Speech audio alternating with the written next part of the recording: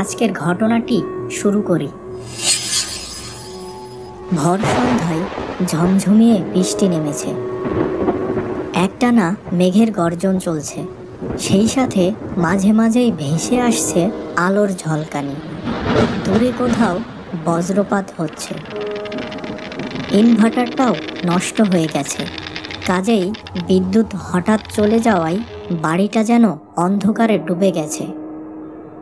আমার বেশ মজাই লাগছে। কিছুটা সময় বই পড়ার হাত থেকে তো রক্ষা পাওয়া গেল। আর সত্যি বলতে কি, এমন বৃষ্টি বাদলাতে বই পড়তে একটুও ভালো লাগে না। মনটা কেমন যেন উদাস উদাস হয়ে যায়।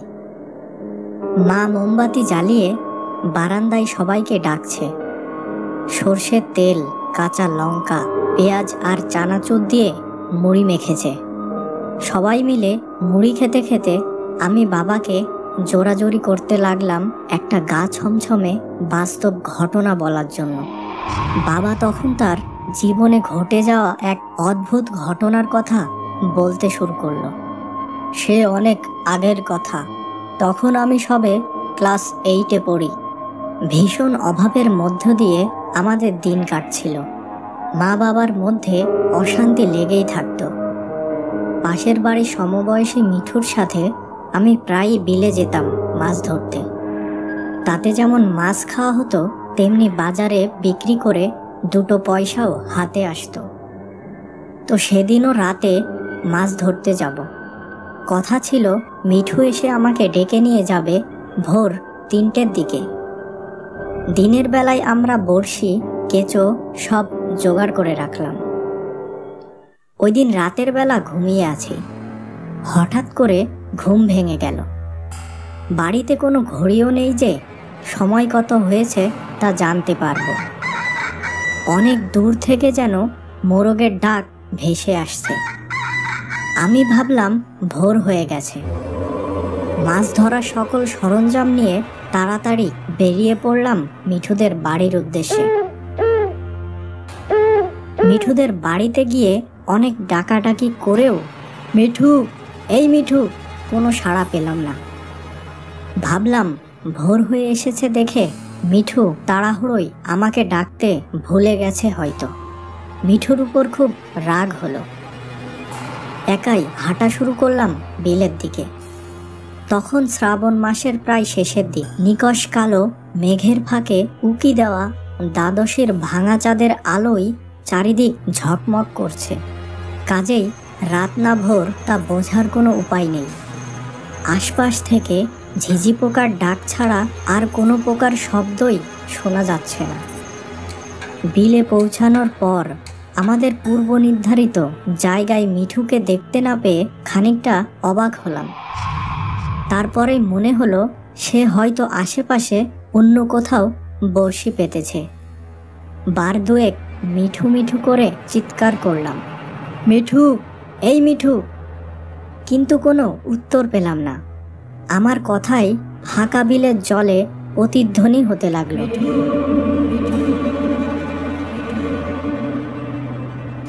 হঠাৎ গাটা কেমন যেন ছমছম করে উঠল।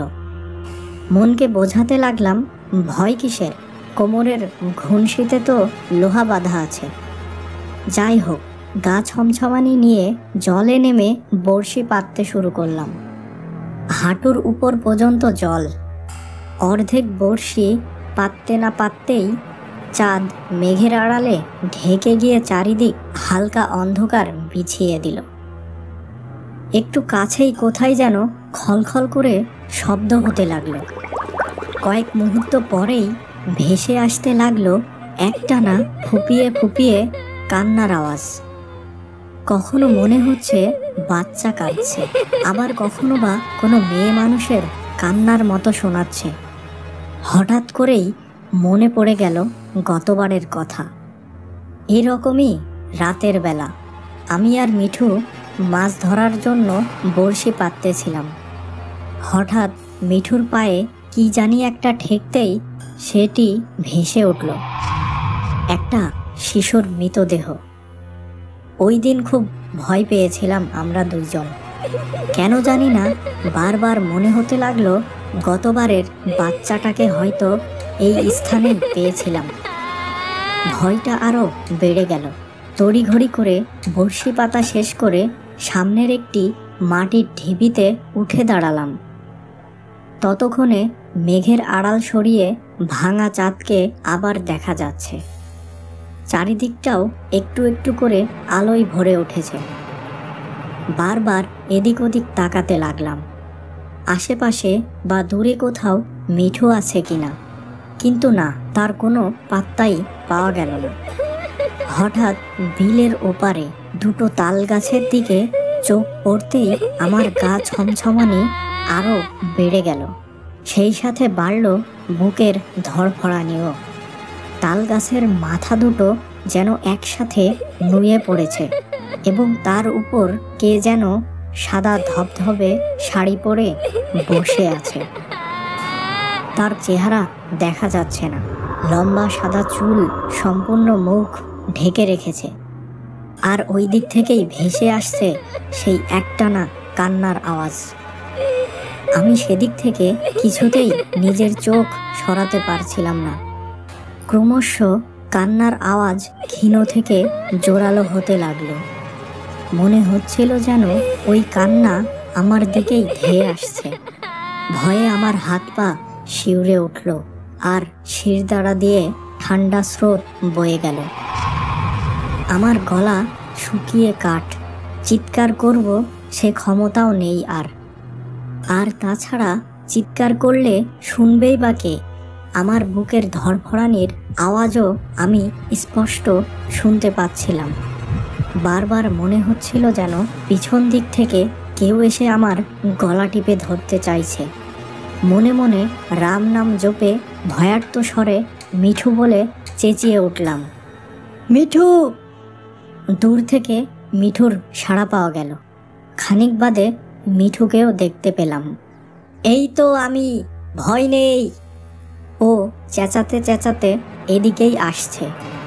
সেই অবস্থাতেই লক্ষ্য করলাম কান্নার আওয়াজও থেমে গেছে এবং তাল গাছের দিকে তাকিয়ে দেখি সেগুলো স্বাভাবিক অবস্থায় ফিরে এসেছে।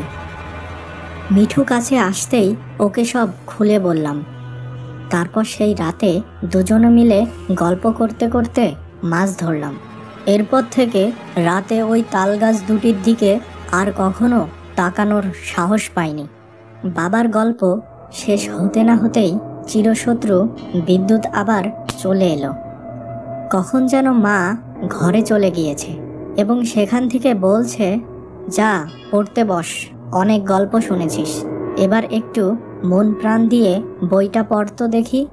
অগত্যা পড়তে বসলাম। বন্ধুরা, ভিডিওটি যদি ভালো লাগে লাইক আর সাবস্ক্রাইব করে দেবেন প্লিজ।